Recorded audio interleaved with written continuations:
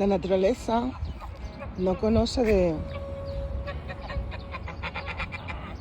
de espacios ni de limitaciones. Ella simplemente se cobra lo que es suyo, su cauce natural, y esto ha pasado con el Tajo. Y aquí estos hermosos compañeros que tiene, miradlos.